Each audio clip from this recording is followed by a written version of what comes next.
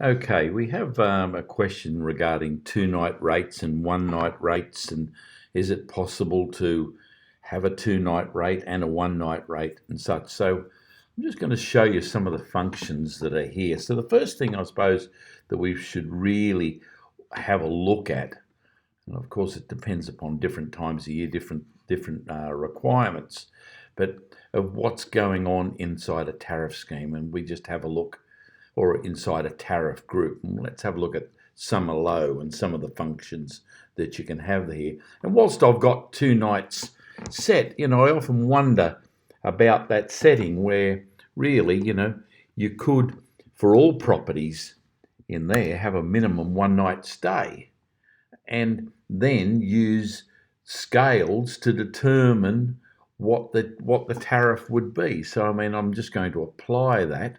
Well, I'm going to show you. I can go straight into tariff schemes, and there is exactly my point, that whilst we've got a one night minimum, the one night minimum in the way is 40% of the 7 night rate, where my 2 night minimum is 45%. So that's the simple way of doing it.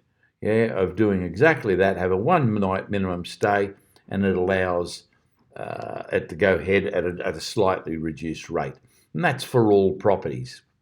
And then you can see, we can arrive any day of the week. You can also say, well, okay, have a 2 night stay, but 21 days out prior to arrival, that falls over. And so people can book a 1 night stay if they wanted to, and it would go to that rate that I've already set up. So I'm going to leave those settings as that.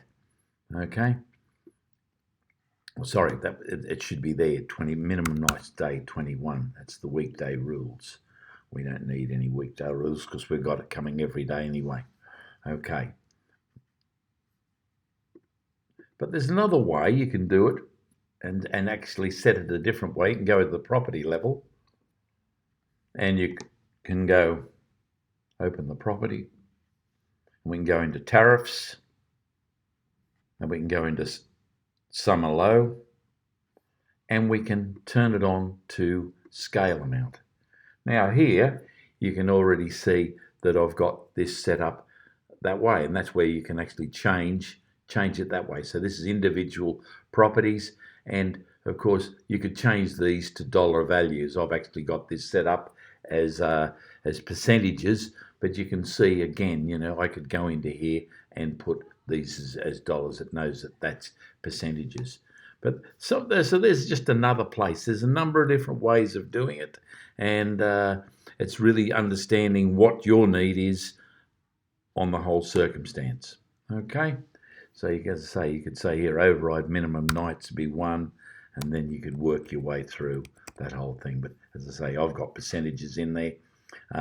You could put dollar values. Okay.